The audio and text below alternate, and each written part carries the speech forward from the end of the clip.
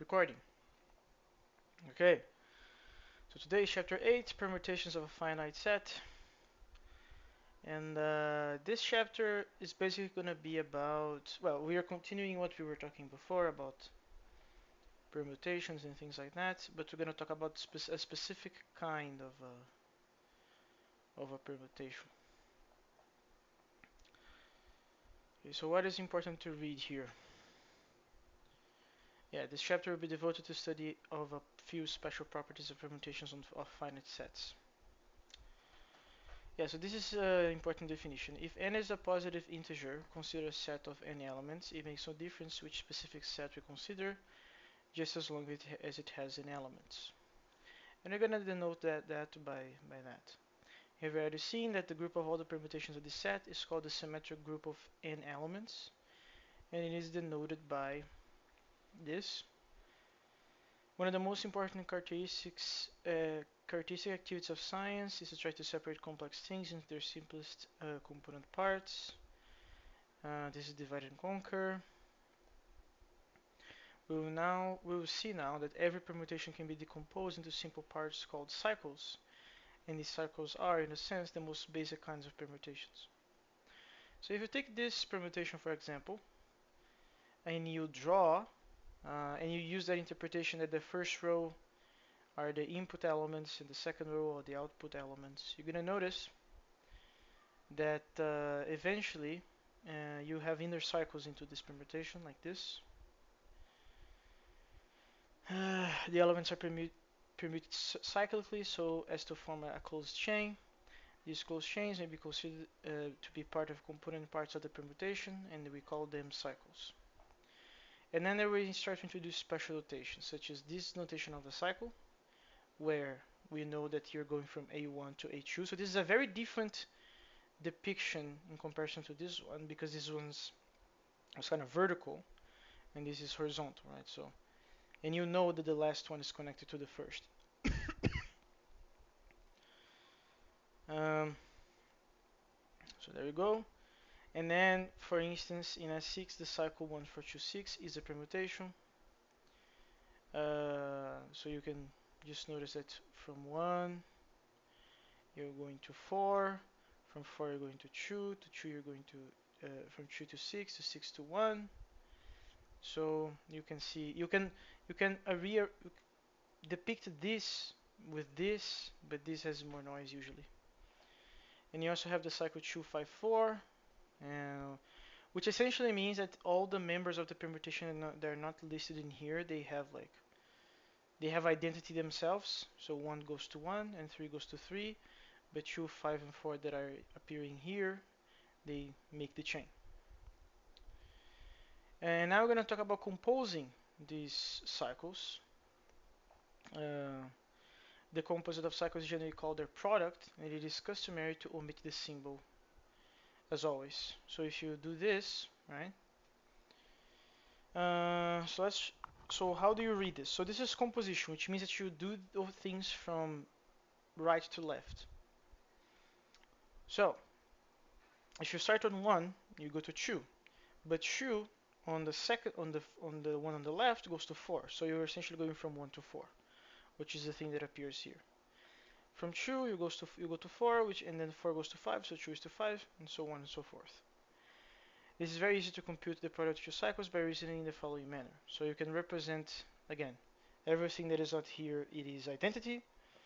1 to 1, 3 to 3, and 5 to 5, and 3 to 3. So you can present it like this. The permutation on the right is applied first, and the permutation on the left is applied next. And then this is essentially the same exercise that I was talking about. If you have the cycle, the integer s is called its length. So the length is s of this cycle. So this is the length 4. If two cycles have no elements in common, they are said to be disjoint. For example, 1, 3, 2 and 4, 5, 6, 5 are disjoint cycles, but 1, 3, 2 and 4, 3, 5, 4, 5, 3 are not disjoint. Disjoint cycles commute, and it doesn't seem Well, I think this is a pretty bad way to talk about it because it's very easy to see why this is true. Alpha moves the A's but not the Yeah, the there's a bunch of typography the issues in this B's. particular chapter, Yeah, so this unfortunately. is I think this is the B's and beta moves the B's but not the A's.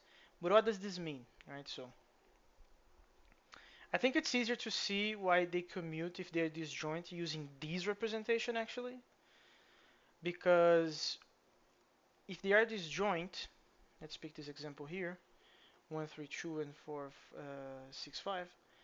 The numbers that are not appearing in each one, they are identity, which means that they are locked into place. You cannot do anything about it. So they they commute, the ones that are identity commute obviously, right? Because there's nothing, you can only go to yourself. Now, what does it mean that these other ones, about the other ones, the remaining ones? It means that you cannot, from one, go to the other accidentally, right? So in here, you're going from 1 to 3, and 3 to 2, and 2 to 1. None of these connections interfere, none of the nodes of this graph appear in here, which means that the order in which you are traveling through them doesn't matter. That's why they commute. And you can use this again. So in this case, they are not disjoint because the 2 appears in both of them, right? So the The, way the order matters. the 4 as well. Yeah, and the 4 as well. Yeah, it is fine on the physical book. Okay, but I don't have questions about this, about the disjoint ones commuting. Uh, does if beta carries bi to bj, the alpha beta does the same, and so does beta alpha. Similarly with the a's. You are now to prove that what was asserted at the beginning of the chapter. Every permutation can be decomposed into cycles, in fact, into disjoint cycles. Every permutation is either the identity, a cycle, or a product of disjoint cycles. We begin with an example because the proof uses the same technique as the example. So if you consider this permutation, and let us write f as a product of disjoint cycles, you're going to discover that there is a cycle here, 1, 3, 5, 1, and there's another cycle with the 2 and the 4, and the 6 is locked into place. We have come a complete circle and found our first cycle, which is 1, 3, 5. Next, we take the first number, which hasn't yet been used, 2, and then we discover there is a cycle 2, 4, and 6 goes to 6, and then we are done. And then I have my first, well, these things are disjoint, right? So this actually doesn't really matter. But the beginning of my question is about the creation of these products.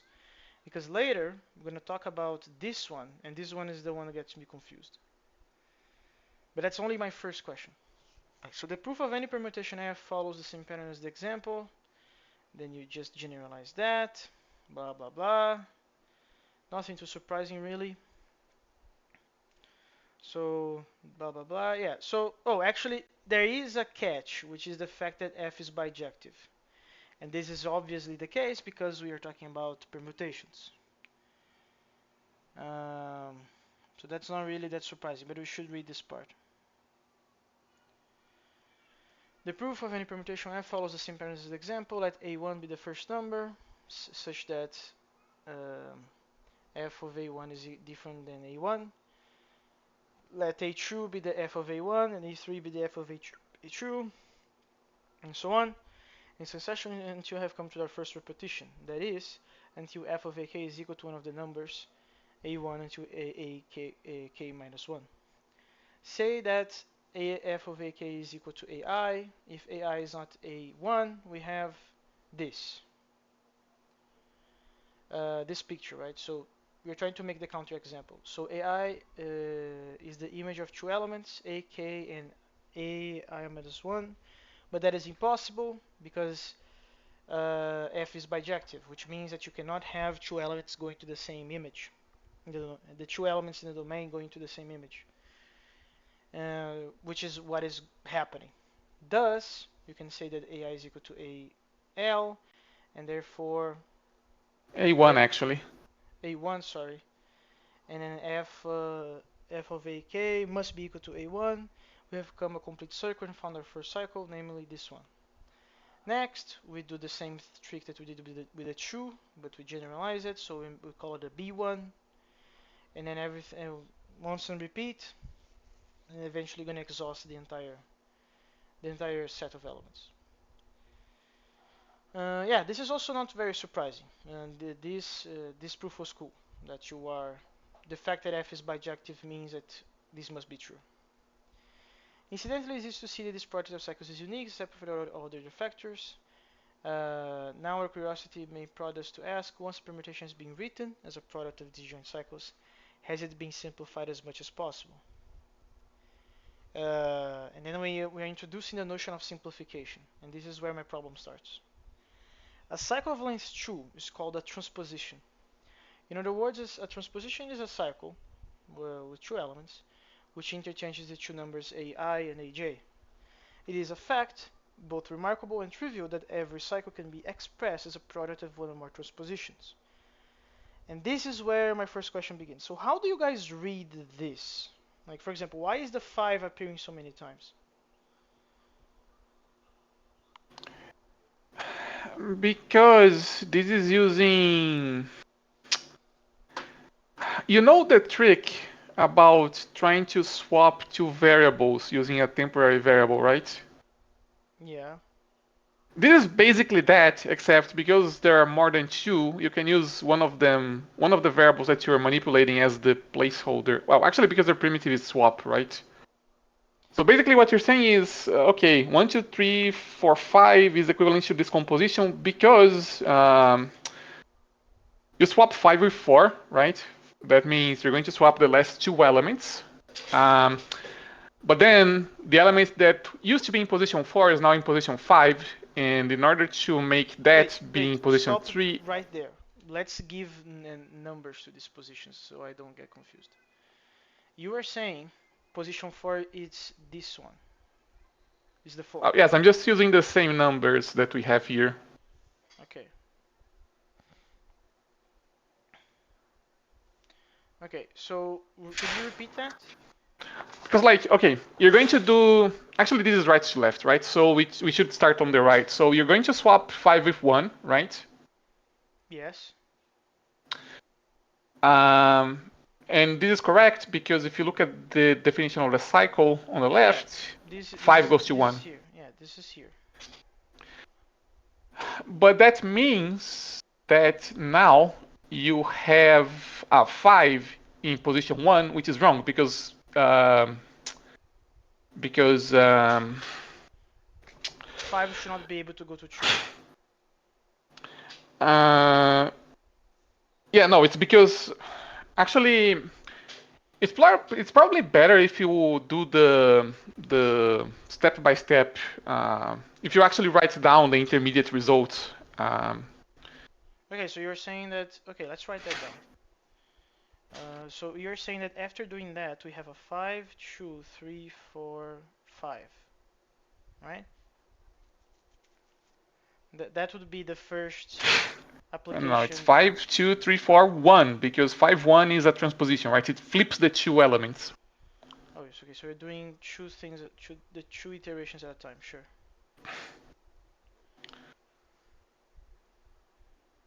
So, oh, okay. You So, keep you keep crawling this because now the 5 and the 2 are together. So that's how this is born. But if you apply yeah. the same thing again, the 5 is going to be close to the 3, which is going to create this. And then after with the 4, and then we are back where we started. Yes, and at that point you would have applied the the cycle that you had earlier, right? Because the one became a 2 and the 2 became a 3 and so on. Yeah, okay, so that's one way to understand that. Thank you, Marinho. Is that the...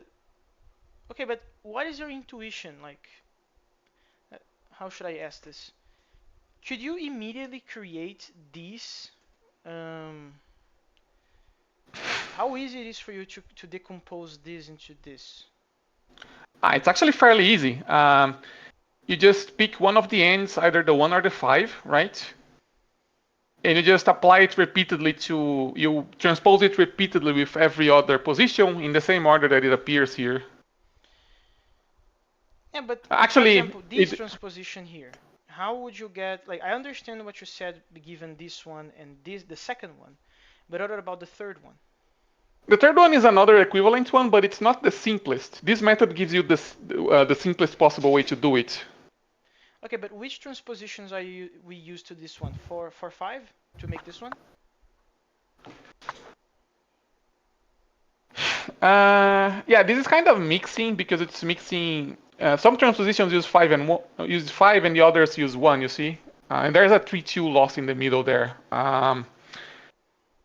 Yeah, like this decomposition into transpositions is not unique. Well, it actually says that in the next paragraph, right? Yeah, but Um, I don't understand. You said that some transpositions are using a 5 and some transpositions are using a 1 in the third one? I yeah, in this, Okay, go on. yeah, see, if you look at the 3 transpositions on the left here, it looks like we're using the technique I told you, but starting with the 5, right? 5-4, then 5-2, 5-1. It kind of looks like that. But then you hit a 1-4 and a 3-2 and a 4-1, you see? It's kind of. Oh, so you're saying that you started from the third one, 5-1. Yeah, see, this is kind of. It's kind of mixing, like. It's not just doing a particular way to encode the cycle. It's actually just switching strategies halfway through, you see, and it ends up with a longer chain of transpositions because of that. Okay. But like I understand this one and I understand the second one, but this third one, you still said that you were using the 5 and the 1. But where are you Well, it starting with looks that? well, it looks like you started doing that, but then I'm guessing that the easiest way to do this, like to replicate this particular encoding, would be to start with the one on the top where you do 5-4, 5-3, 5-2, 5-1, and then use some algebra to like some algebraic manipulations to expand it into the lower form, which I mean, you can do it, but why would you do it since it makes the encoding larger, right? Yeah. A permutation after it has been decomposed into disjoint cycles may be broken down further and expressed as a product of transpositions. However, the expression as a product of transpositions are unique, and even the number of transpositions involved is not unique. Nevertheless, when a permutation pi is written as a product of transpositions, one property of this expression is unique. The number of transpositions involved is always even or always odd. This fact will be proved in a moment, which is also my problem. I have a problem with that proof. For example, we have just seen that 1, 2, 3, 4, 5 can be written as a product of 4 transpositions and also a product of 6. It can be written in many other ways, but always a product of even numbers of even number of transpositions. Likewise, 1, 2, 3, 4 can be decomposed in many ways into transpositions, but always an odd number. A permutation is called even if it is a product of an even number of transpositions, and odd if it is a product of an odd number of transpositions.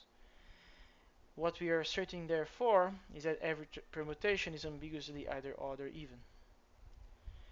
This may seem like a pretty useless fact, but that's not the case, and there's some utility uh, that depend on that. And then yeah, then we're gonna talk about the identity transposition, which is permutation, sorry, which is another problem of mine. No matter how identity is written as a product of transpositions, the number of transpositions is even. Okay, so let me start by saying that uh, what is the identity permutation that we are referencing? Because if I backtrack to the previous chapter to identify when we introduced that notion, and as far as I can tell, the identity permutation is the one where everybody goes to themselves, which is Yes. this one. Which in It's this that one, case, yes. there's no reason to do the cycle thing. And we just read that if you are not participating in any cycle and you only go to yourself, we not even write you down. So my first question, when I read that we're going to talk about the identity permutation to talk about if it's even or odd in the notion of cycles, is that how is this even possible to begin with? Well, we have to remember, Lemos, that 0 is actually an even number. No, yes, but we're not talking that this is zero. We're talking that we're saying that there is T1 all the way to Tm transpositions in which identity can be described. But if You we Well, can understood what identity express is, identity. go. You can express identity as an even as a decomposition of an even number of permutations. But Just why? uh, because you can intuitively, you have. can think like you can have identity as nothing, but you can have identity as a permutation followed by the permutation that immediately unpermutes it, and then you can do that infinitely. Marinho? Yeah, that's what I was gonna say, except I was going to use specifically transpositions because that's what we're focusing on, right? Like, if you swap 1 and 2, and then you swap 1 and 2 again, that's the same as not swapping them at all, right? Yeah, but you're not gonna do that. Again, that's my But confusion. you By You you can. definition, can. there The point isn't is any t's here. no, but the point is you can. You're probably not gonna do it normally, but you can. Okay, so you're saying that we are doing 1 to 2, 2 to 1, which is the same as going 1 to 1. Is And 2 that to 2, yes. okay? Like, man, again, I think maybe it's just me, but I think this should have been written somewhere. Because when I read this, I was like, what are we doing? What are we Uh, doing, folks? it is kind of the same as the fact that you can express zero as 1 - 1. Like, No, it isn't. Because according to its own definition of the book, there are no t's. Because it established that we only write the cycles if they are not going to themselves. So if that's always the case, it should, like, again, maybe it's just me, but I read it, I was like, okay, maybe this is not the identity permutation I'm thinking of. But then I went back to the previous chapter and I was like, this must be it. So something is wrong. But okay, we are rewriting 1 minus 1. Cool. What do we want to do again? Oh, we want to prove this is even, right? So it's number Yeah. even number of transpositions. We want to prove that identity can be written as a product of m minus 2 transpositions. When we will be done for if identity were equal to a product of an odd number of transpositions. But now this is more like this is obviously must be even, right? But okay, let's prove it. And we were able to rewrite this product repeatedly, each time with two fewer transpositions, then eventually we get identity equal to a single transposition. And this is impossible, because it should be none, right? As we know by default. Yeah. Let x be any numeral appearing in one of the transpositions, t2 out to tm. Let tk be equals to xa, and suppose tk is the last transposition in equation 1, and then so on and so forth. Yeah, now this makes more sense to me because these cases here, these four cases, because now I'm confident that I was not tripping balls, that everybody's going to everybody. Cool. So we have four cases to take care of.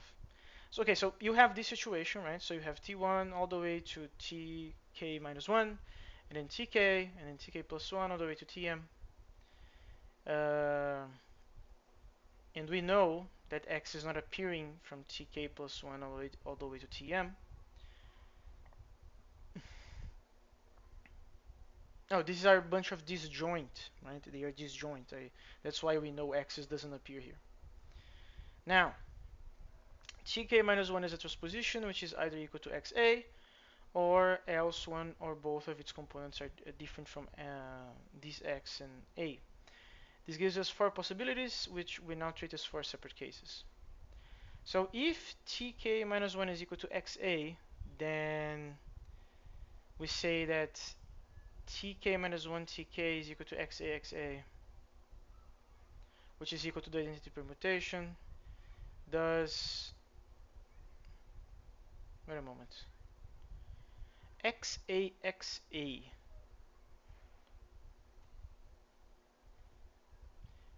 Okay, so why is this equal to the identity permutation? You swap. Because you're swapping x with a, so they are now in the opposite position relative to where they were before. And then you do it again, which brings them back to where they started. But this single transposition gives us two swaps already. No, this is... Look, you... Let's give you a concrete example, okay? Let's say you have a sequence which is 1, 2, 3, and the transposition we're looking at is 2, 3, okay? Yeah, but 2, 3 means that choose goes to 3's and 3's goes to choose. Yeah, so if you apply it once, the sequence will become 1, 3, 2, right? Oh, okay, so we only use one of the two available. Okay. And if you apply it a second time, the 1, 3, 2, you're going to swap the second position with the third one, so it becomes 1, 2, 3 again, because you swapped the same two positions. Okay, so we only use one of the available swaps at a time.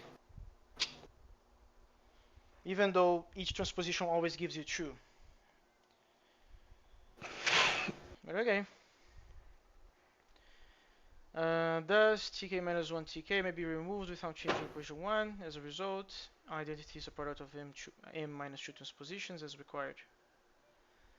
And then essentially the other cases are just ways to achieve equation 1 again. Such as saying that tk minus 1 is equal to xb, where b is different than x and a. And then if that's the case, we know that tk minus 1 tk is equal to that. But they are disjoint, which means that you can rearrange things, right? So,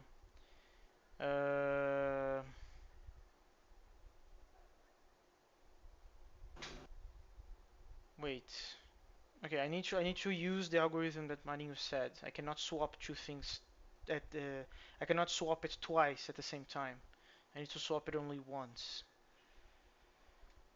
Uh, okay, so we're using, which one are we using in this case? XB or XA first? It must be, Well, it's right to left, so... okay, so we're swapping all the X's per to A's essentially. not all the x's, you're swapping position x with position a. Position X to position A. Position? What do you mean by position in this case? Like say you have a list 1, 2, 3 again, okay? Sure. And then you're saying, okay, I'm going to swap 2 and 3. That's my transposition. Ah, okay. I was confusing the numbers with their positions, right? We only always talk about the positions. I mean, that's normally how I think about it because it's what I'm used to with concatenative programming. You could just always think about the numbers, but then you have to keep track of the fact that their positions are changing, you see? So it ends up being the same. Yeah, but I never thought of positions because the functions don't care about the positions. So why are we caring about the positions in this case? Well, you have to distinguish the positions from the numbers, right? Oh yeah, no, but my question is why we need to care about the positions if functions don't, and we are just representing a function differently. Because you're thinking about because we're talking about composition of functions in this case, right? So we need to care about the intermediate state. You need to care about the intermediate state. And that implies caring about the positions? Well, only insofar as you need to actually construct the intermediate state, right? I think I disagree. When we created the intermediate representations of the previous examples, we didn't care about the positions. Didn't we? No, we only cared about the numbers. But we did put the numbers in particular positions to construct the intermediate representation, no? Well, yes, because the source numbers, the input numbers, were in a particular position. That's why when we did the apply of f, we swapped another number in that position. But it was not because it was in that position, but it was because it was a particular number.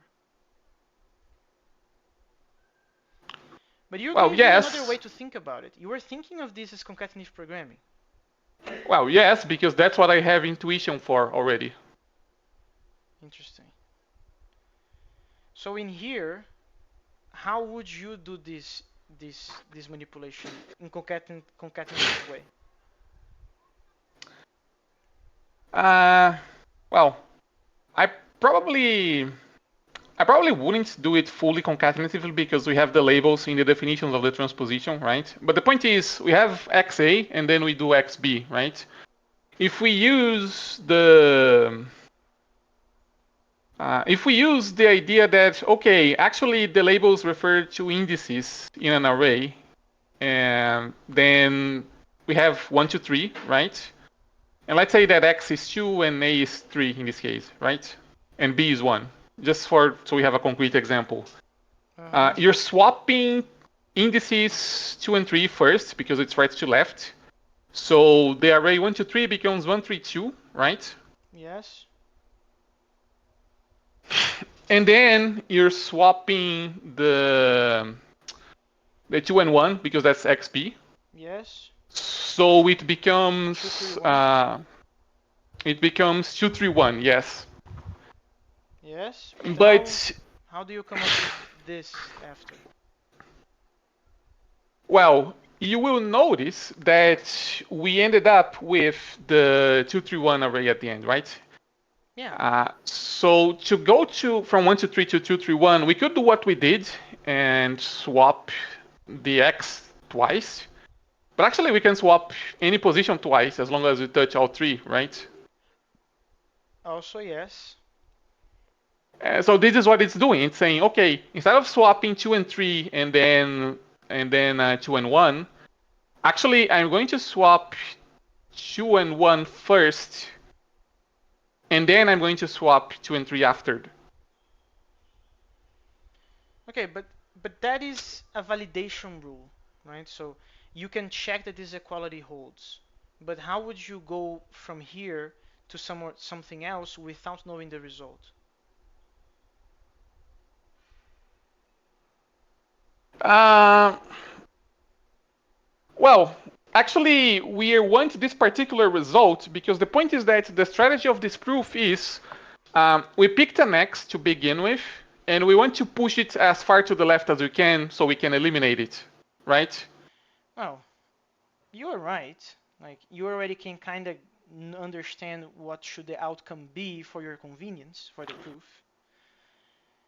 Yeah, But so if you just have to prove that doing this manipulation is on the left is actually equivalent to the one on the right, basically.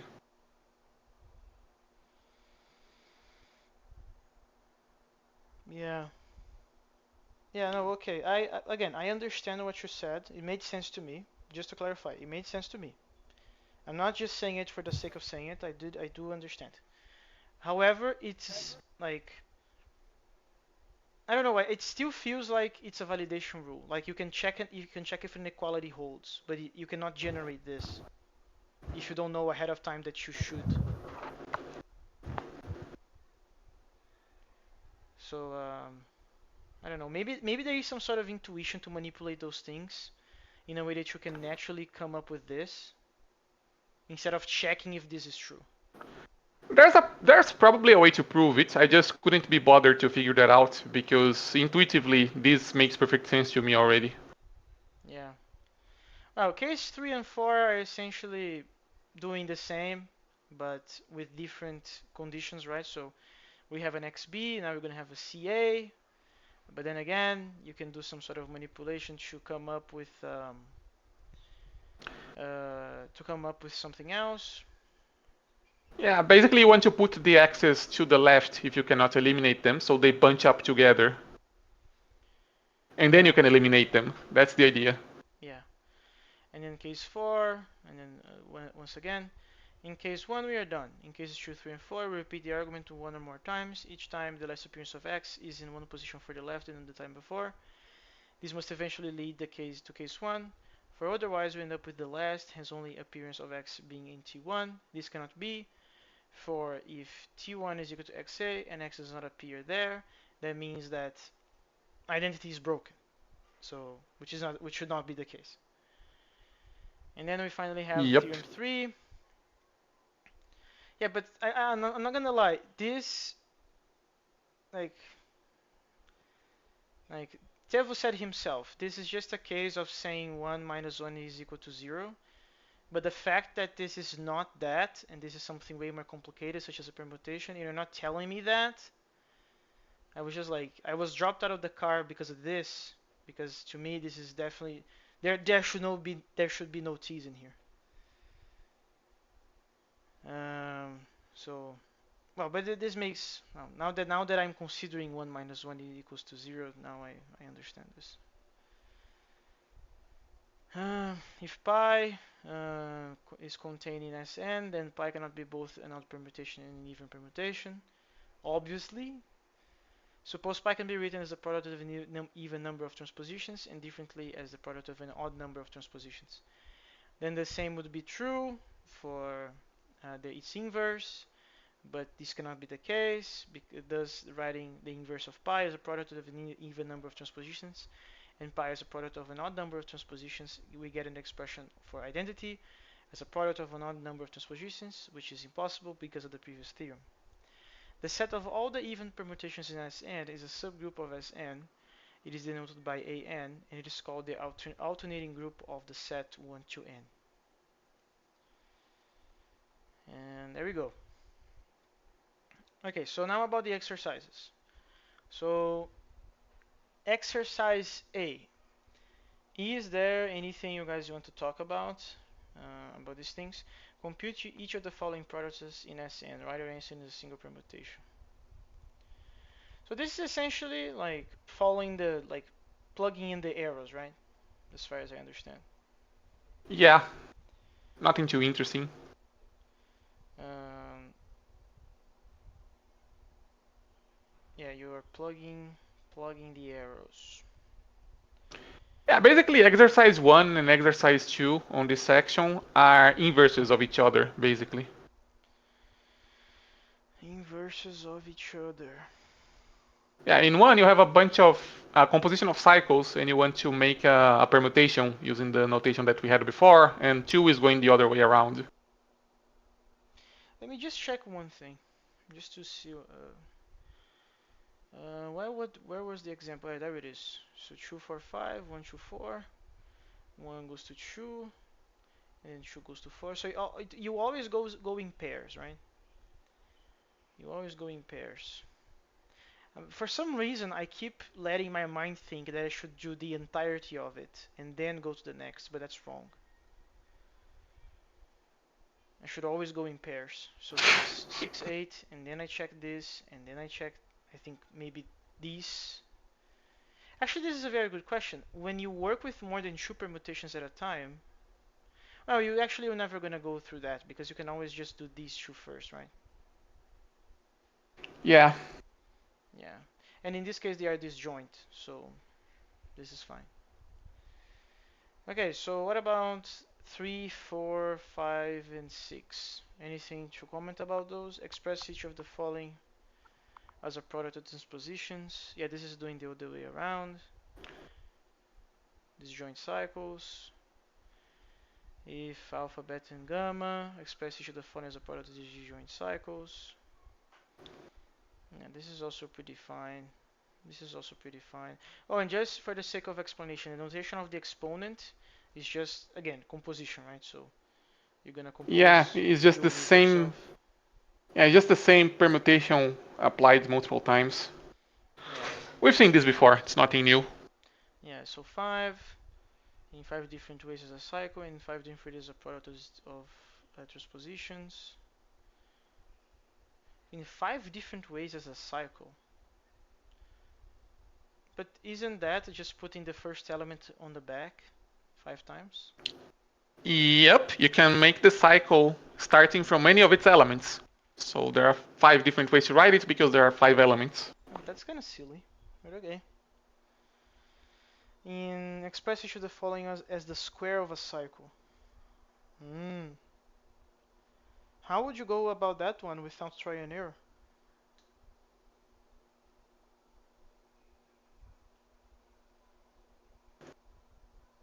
Uh,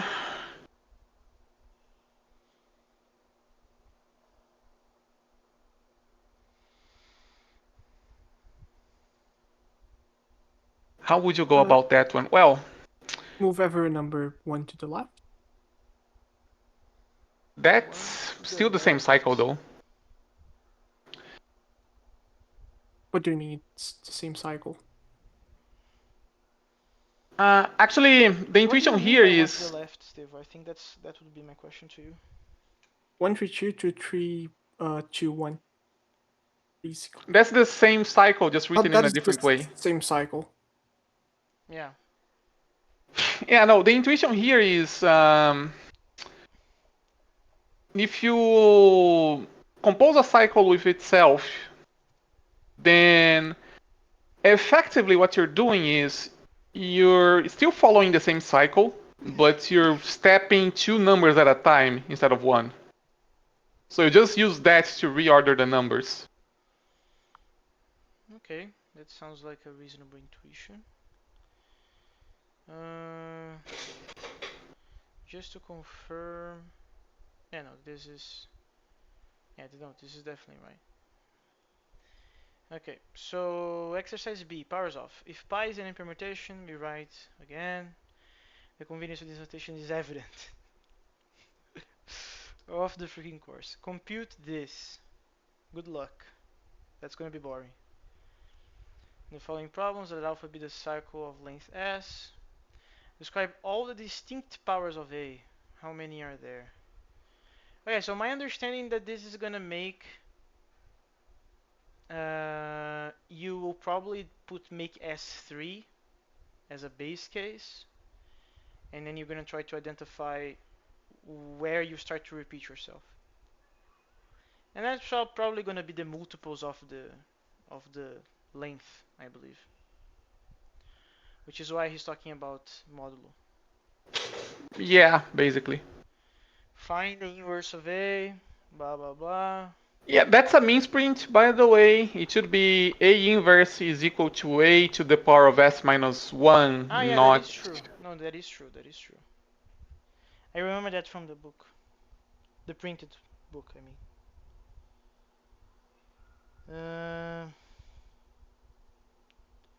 Cool. So what else? How much time we still have here? I have 17 minutes. Okay, so is there anything on B that you guys want to talk about? Um, 4 and actually the whole series starting on 4 is kind of interesting because it gives you the intuition about okay, sometimes when you take a cycle and you multiply it with itself enough times, it actually becomes like the composition actually is not a cycle but actually a product of cycles. That can happen. A square, alpha square is a cycle if and only if S is odd. So you're telling me that that if S is odd, that means, wait, S is odd, not alpha. Not alpha S because like if you have a cycle with like two elements in the cycle, right? Mm-hmm. Actually, two is too small. Let's use 4 as an example. Sure. If you compose that cycle with itself, this Yes. goes back to the intuition I mentioned about changing the step length, right? So it actually means you're going to permute the first element of the cycle with the second, with the third one instead of the second, right? Because you were moving by two steps. Yeah, that makes sense. But then the next element in the cycle after 3 is 1, because you go to 4 and then to 1. It's a Yes, step of size 2. so yes. That means you will never actually touch the even positions. You never gonna So you touch end the up even with, positions. yeah, so you end up with a case where, okay, you have a cycle, its length is even. Um, I think we should write that down. so I think that's okay, enough information. So let's go 1, 2, 3, 4. okay, So I think that's gonna be pretty educational. So one, what the fuck? Yeah, 1, 2, 3, 4. 1, 2, 3, 4. Right. So if we do the thing that you said, we're gonna say the one's gonna go to 3, right? One You got gonna go two to 3, cycles: 1, 3, 3, 1, and 2, 4, 2, 4, 2. 4, right? yeah, And then Tevu said 3, 1, and it's 4, 2, right? yes, that is exactly right. Uh, okay, that means that this can be written as 1, 3, and 2, 4. Which is not a cycle, importantly, right? It's a product of two transpositions, but they are disjoint. Yes. Now let's talk about the even numbers thing that you said. Yeah, the reason this happens is because we started with a cycle that has an even number of elements, right? Yeah, we started with one in an even number. And we squared it. That means we took its second power, right? Yes. But it turns out that 2 is a factor of 4. Yes. Like the power you picked is a factor of the length of the cycle, which means it divides the cycle evenly, right? Well, but what happened if you had an odd? Like, what happened if you had 1, 2, 3 instead, and then When you you went square? around, it would be offset by 1. Yes, what Devo said. Offset by 1. Yeah, like if we just drop Okay, the 4, say the cycle let's is do 1, 2, that. 3, right? 1, 2, 3. 1, 2, 3. This is gonna make 1 goes to 3. 2 keeps in 2, and 3 goes to 1, which Uh, is 1, 3. that's not right, Lemos. Actually, 3 goes to 2, right? Sorry. 3 goes to 2, and then 2 goes to 1. Oh, 2 goes to 1. Yeah, you have to wrap around, remember?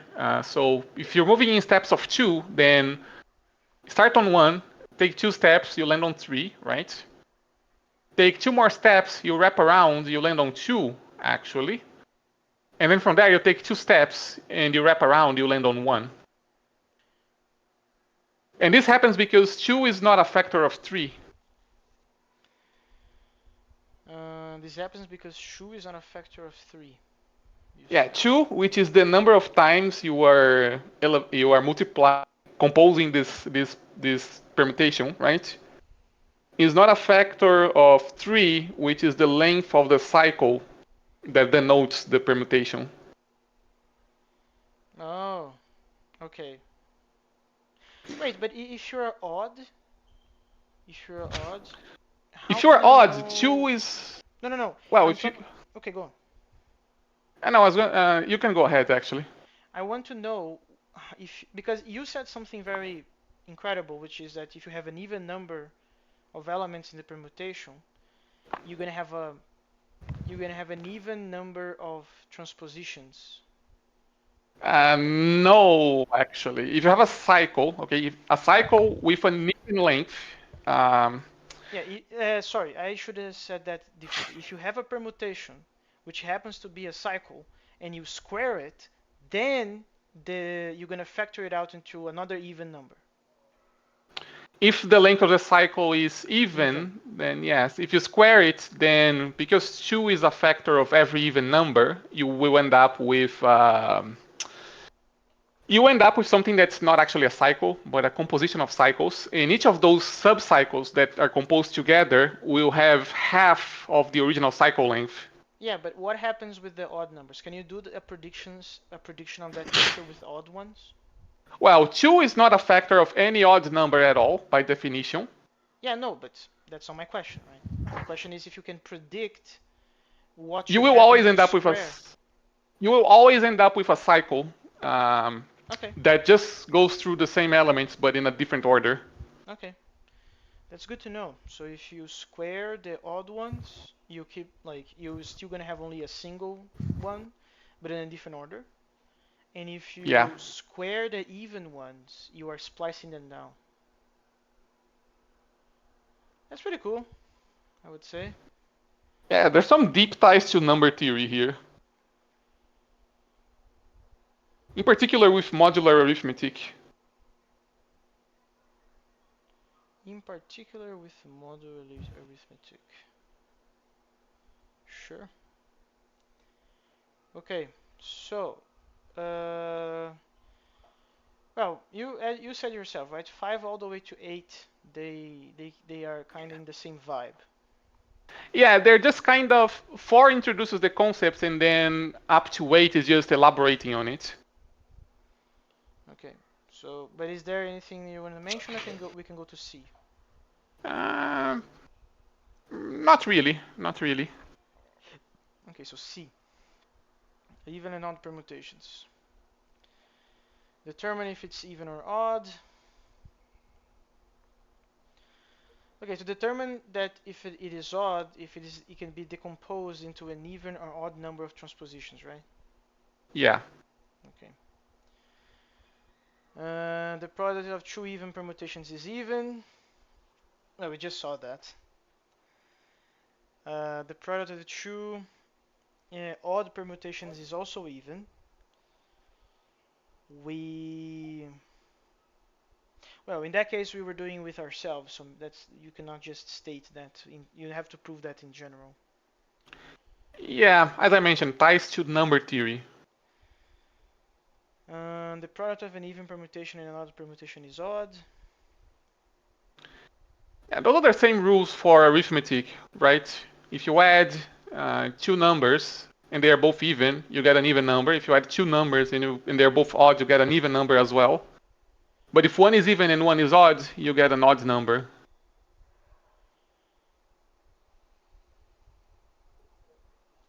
Okay, yeah. Okay, anything you guys want to mention in C? I find it kind of silly that if you have a cycle which has an even length, then it actually is an odd permutation. I found that funny. A cycle of an length even is even if L is odd. Um, oh, I don't have it in the intuition of making the transpositions myself, so I don't really see that. But I guess I believe you. Well, it's because if we were using the method that I explained earlier, like let's use this B cycle as an example in the exercise C1, right? Sure. You start with 7, you pair it off with every other number, and those are your transpositions, right? So one, two, three, and 4, but it has five Yes. digits.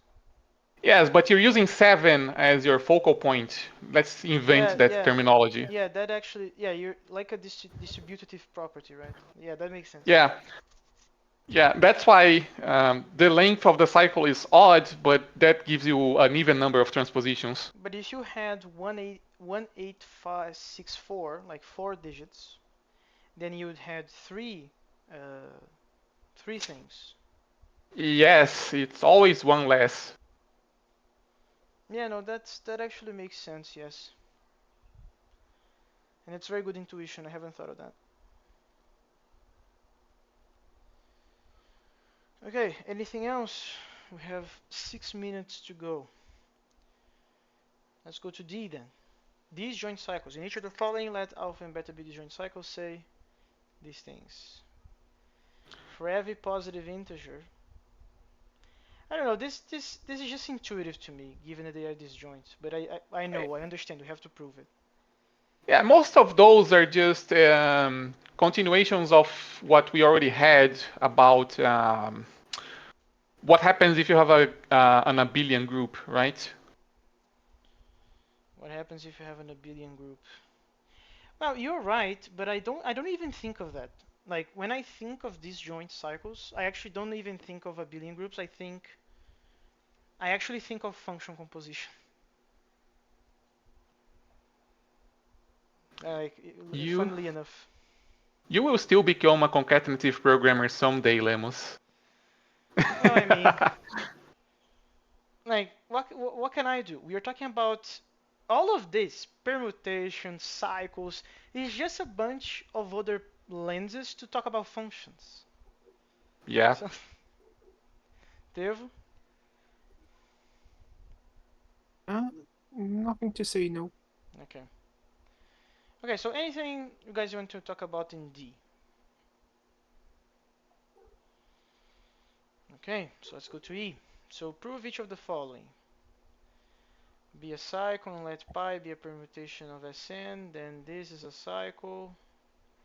If alpha is any cycle and pi is any permutation, it's called the conjugate of A. In the following parts, let pi denote any permutation in Sn. So we are squeezing alpha with pi related things. Conclude from part 1. Any two cycles of the same length are conjugate of each other. Any two cycles of the same length are conjugates to each other. Well, the intuition for that is you can choose a pi that just swaps the positions of the numbers that the cycle cares about.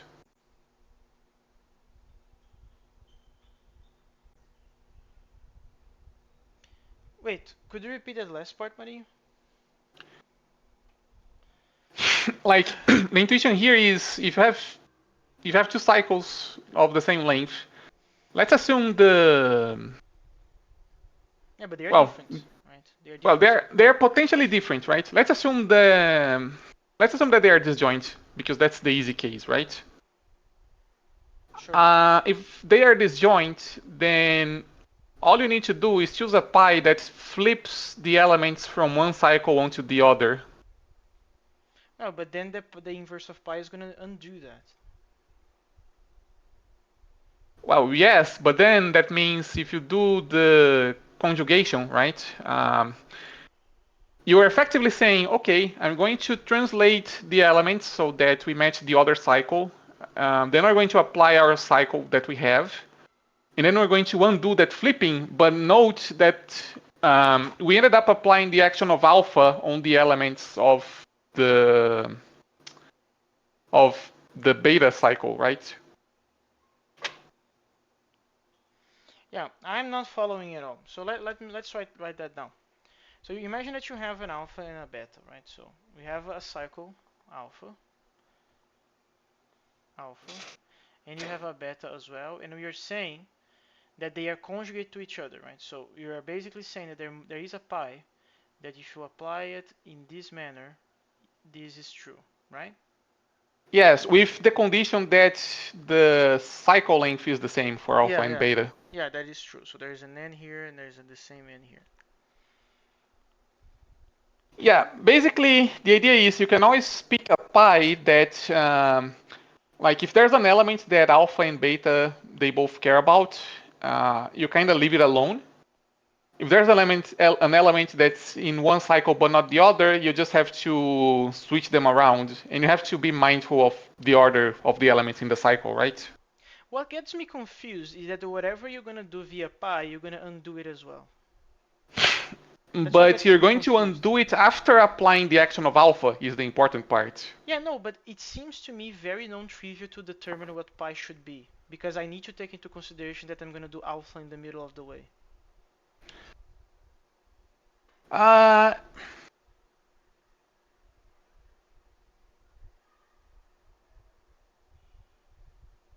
Like I understand that none of these exercises are asking me to determine a pi, right, for any alpha, but Actually, the easiest way to prove this is to figure out an algorithm to generate the pi from an alpha and beta, basically. yeah, but that exactly. But I don't. I'm not seeing any. I don't have any intuition to start to think of what that algorithm looks like. Okay, let's make a concrete example here. Okay, let's say that alpha is 1, 2, 3, and beta is 3, 4, 5. Okay. Sure. In that case, you need to choose a pi that will swap um, 1 with 4 and 2 with 5 because those are the corresponding Wait. No, no, no, positions. no. Man, I should alpha 1, 2, 3, right? Yeah, And then beta, you said 3, 4, 5, right? yeah, yeah. And then you're saying that you need to have a pi that does the following. Maps what to what? Uh, okay, so both cycles use the number 3. So 3 needs to stay alone. So 3 maps to itself, right? Yes. Um, but then if you apply alpha, 3 goes to 1, whereas if you apply beta, 3 goes to 4. So um, you need to map 1 to 4 essentially. Yes. And then by the same argument, because 5 comes after 4 and 2 comes after 1, you have to map 2 to 5.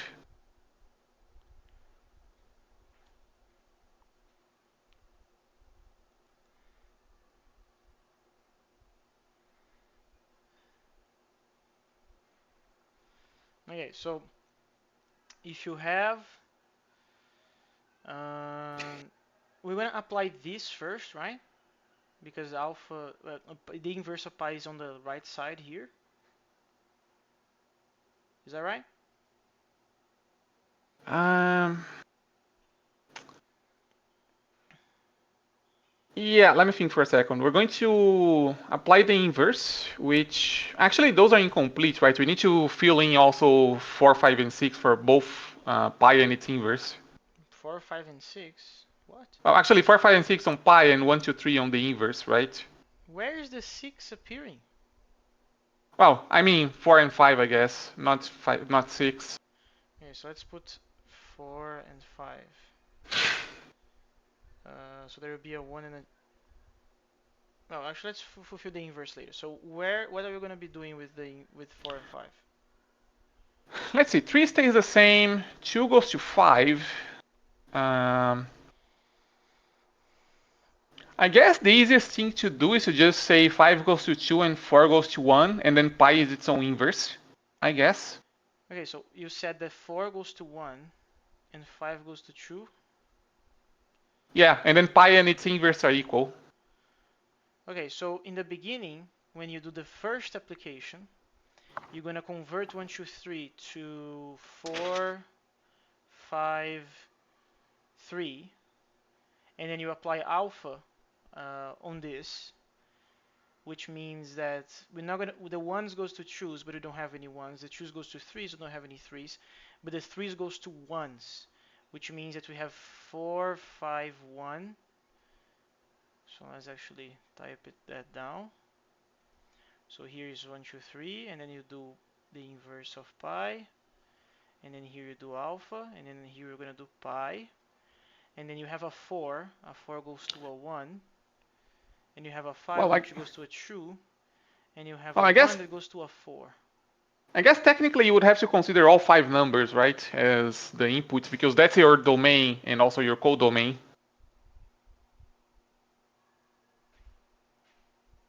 Oh, I guess we can do that. Uh, let's do that. Okay, so we'll start with 1, 2, 3, 4, 5, and you apply the inverse of pi. That will make you go to 4, 5, 3, 1, and 2, 2. Yeah.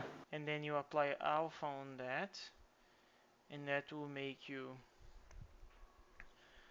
uh, 4 and 5 will stay the 4, same, right? 5, 1, 2, and 3. Yeah. Man, I have a strong belief that as I get older, my handwriting gets worse exponentially. And then you have a pi, which means doing the same as down there, which goes to 1, 2, 4, 5, back to 3. And now we have to check if applying the original sequence to with beta gives us this thing. So let's do that. So 1, 2, 3, 4, 5, applying beta. That will give us 1, 2 stays the same. 4, 5, 3, which is the same. There you go. Hey, but I'm not gonna lie, I don't know how you got. I could not identify the algorithm you used to make pi. I know Well, it I don't have a worked. I just tested, but well, I don't have a formalization. I have an intuition. Okay, the intuition is if you have elements that are the same in the cycle, they stay you the have same. to you have to kind of keep them alone, right? And if they are different, you have to kind of map them to each other to translate one cycle to the other. Yeah, but that doesn't explain how you did it still, because there are 3 transformations in a row here. Well, but you only have well, pi is just one thing, right? Well, it isn't, because, well, pi is one thing, but you still have alpha and its inverse. The inverse of alpha. The inverse of pi, sorry. Uh, well, yes, but the inverse of pi is just if you write pi as using the two row notation, right? You just flip the two rows. No, yes, but that is still another transformation, right? You have to take that into consideration. Like, I imagine you would have taken that into consideration, but you didn't because pi is its own inverse in this case. Uh, well, yes. Yeah, but that's not necessarily always the case, right? Well, that is true, but also um, I picked a simple case because I didn't want to spend too much No, time no, on no, it, no. I basically. completely understand why you picked a simple case. I'm just saying that it's not clear to me what is your intuition that you came up with pi that after 3 transformations in series it actually worked. Uh,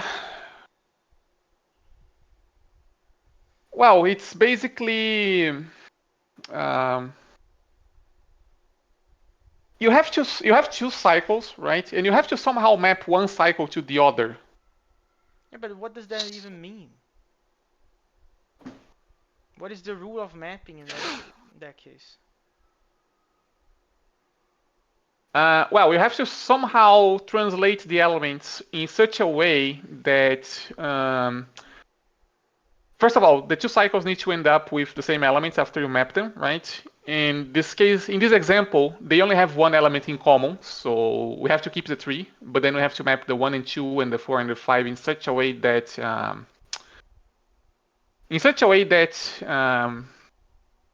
when you when you apply this whole inverse of pi, then alpha, then pi itself, you have to make them match up. Yeah, no, but Uh, you are describing to me in natural language what the mathematical expression is, and I understand that, but you're still not uh, uh, detailing the algorithm that you came up with. that's because I don't actually have a full algorithm. I didn't consider the case where, okay, what if there are multiple elements in common between the cycles and they don't line up? You have to handle that as well. Well, in this case, it's because the 3 it's in the last position of alpha and the first position of beta. That's what you mean by line up, right? Well, you can rotate the alpha, right? Because if you just rotate the elements of the cycle, it's the same cycle. So you can push the tree to the front, right? In the alpha. Yes, yes, 3, 1, 2. Um, yeah, 3, 1, 2.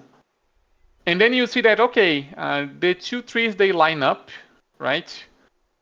But then you end up with the 1 on top of the 4 and the 2 on top of the 5. So you have to make them match. So that's how you define the pi in this case.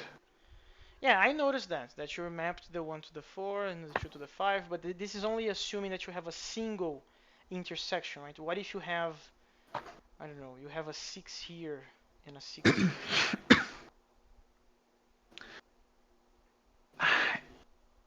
Well, yeah, that's a bit more complicated. You would Actually, I have said bullshit. to. This one is also easy because of the same argument. The 6 needs to be No, this is in here. fact.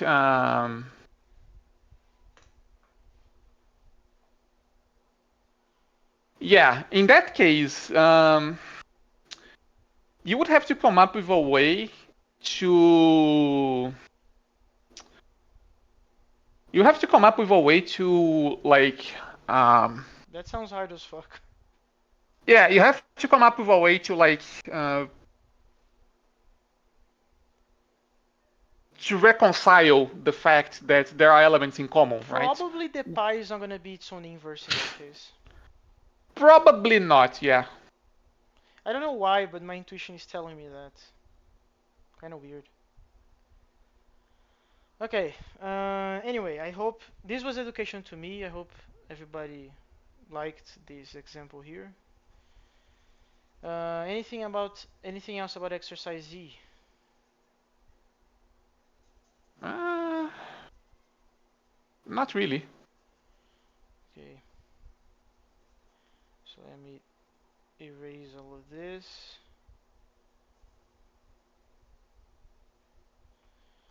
There we go. So F, order of cycles. Okay, we have to speed this up. Yeah, order of cycles. Prove this is a cycle of length S. Then you know that. Uh, is a K explain. This has something to do with primes, isn't it?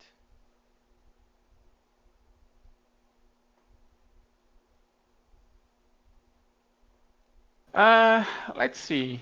A cycle of length s, and then alpha to that power. No, this has to do with modular arithmetic, actually.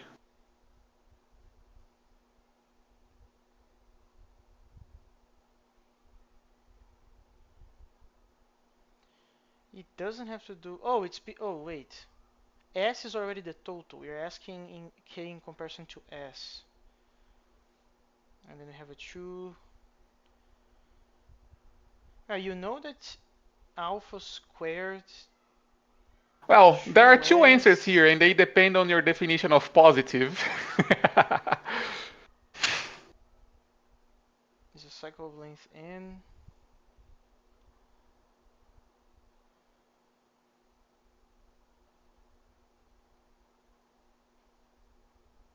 Wait, it is asking us to prove that if you exponentiate a cycle with its own length, uh, the or multiples of 2 or multiples of 3 of that length, if you exponentiate to those cases, it's always identity. Remember the intuition I told you about changing the length of the step of the cycle when you Yeah, no, compose it if with you, yeah, itself? that explains why exponentiation to s is equal to identity. I agree on that. But I'm having a hard time identifying why that changes if you have something like if you have 4, right? Like imagine that you have a 4 here. Is this not equal to identity? It is, actually. Well, what about a 5? It is also identity. Why 5 is equal to identity? Like if you have 5s, right? That's still identity regardless, because you're basically saying, okay, instead of having a step of length 1, the step is just the length of the full cycle, which means every position lands on itself after the step. Yeah, but that is already being accomplished by S being in there, right? So the number that is multiplying doesn't matter. Yes, and then the question is, okay, is there any number that's smaller than S where you get identity, which is still positive, right? And the answer to that depends on what do you mean by positive, actually. Okay, so the question is if 0 is positive. Yes. Oh, But but 0 qualifies as a multiple of S. Yes, but the question is it positive, you see? yeah, Because but if yeah, it's but what does it even mean to say alpha to the power of 0 in this case? Alpha is a cycle. alpha to the power of 0 would be um, Would you be have a step of length 0, basically. you have a step of length 0. Which means that trivially, each position lands on itself. The question is whether that qualifies as positive or not, because if it does, then the answer is yes, alpha to the 0 is equal to identity, and 0 is a positive integer less than s. And if the answer is no, then actually no, there is no such positive integer less than s Yeah, where and then it alpha. comes the modulo stuff that you mentioned. That completely makes sense to me. Yeah, yeah. That's kind of funny. It's actually kind of funny.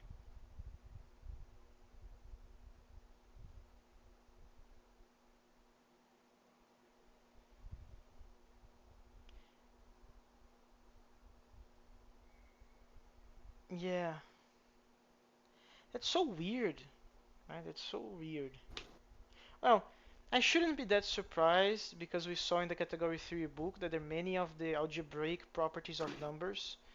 They actually can be lifted to more complicated objects anyway. But still, that's weird. Okay, so 2, 3, 4, 5 on in F. So do we have Uh, it interested? We are really interested in those. Yeah, those are more connections to number theory. Although in this case, it's about factorization and least common multiple uh, is are the interesting connections here. Where is the least common multiple one? Um, exercise 4. What is the order of alpha beta if alpha and beta are joint cycles of lengths 4 and 6 respectively? Uh, prove. Wait. The least positive integer such as that is called the order of alpha. So the order of alpha is 4 and the order of beta is 6. Well, those are the lengths of the cycles, right? Like basically the idea is you have two cycles, they are disjoint and they have different lengths. In this case, 4 and 6, right? Right. Um, they are disjoint, which means they commute if you compose them Yes. together. Yes. And you want to know, okay, what's the order of this composition? That is, if I take this composition and I repeatedly compose it with itself, how long until I get the identity, right? And the Yes. answer is actually you need to compose it with itself 12 times because that's the least common multiple of 4 and 6, and that's the point where the two cycles sync up on 0, basically. That's kind of pretty. Yeah, that is kind of pretty. And then 5 is just a generalization of that, I suppose. Yes, 5 is a generalization of that. Okay. G. Even odd permutations in subgroups. Any anything else? Anything you want to mention on G before I go to H?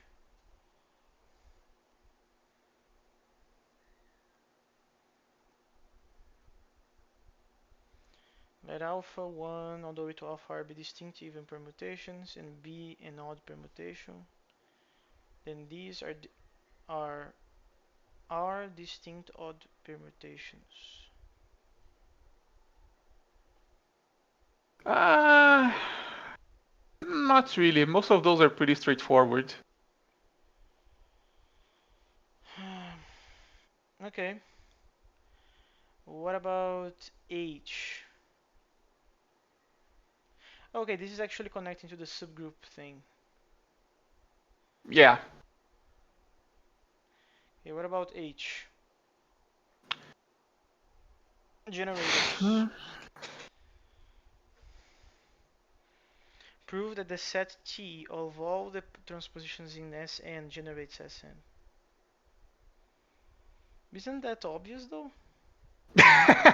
Like, Well, it you is have intuitively obvious. you The have question all the is, how do possible you? pairs. What are we doing? Yeah, exactly. You have to do that proof. But yeah, nothing really too interesting to say about age either.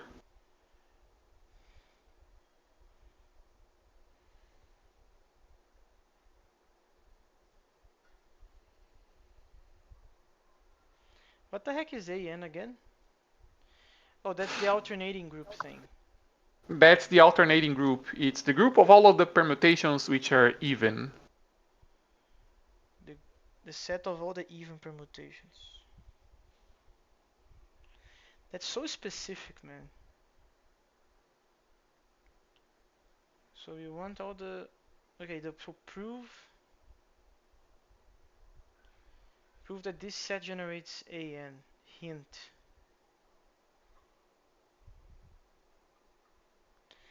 I don't know. I have a feeling that I will have to practice these type of manipulations to be comfortable with them.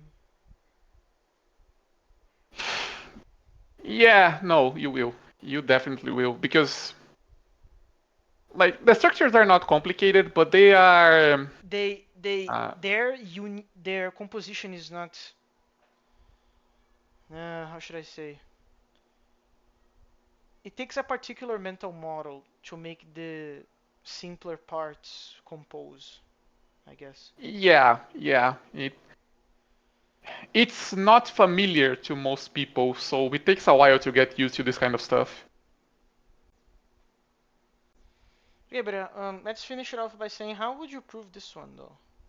That if you have 1, 2, 3, 1, 2, 4, 1, 2, n, you can actually generate all the even permutations available.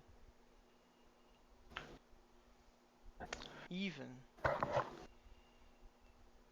Uh, well, those are all of the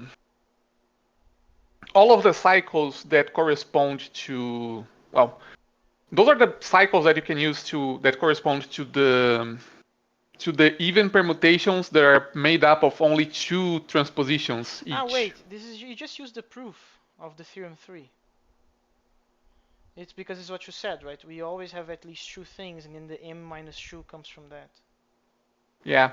And because you have every element covered by these particular sets, then you can generalize to every possible even permutation by composition. That's cool.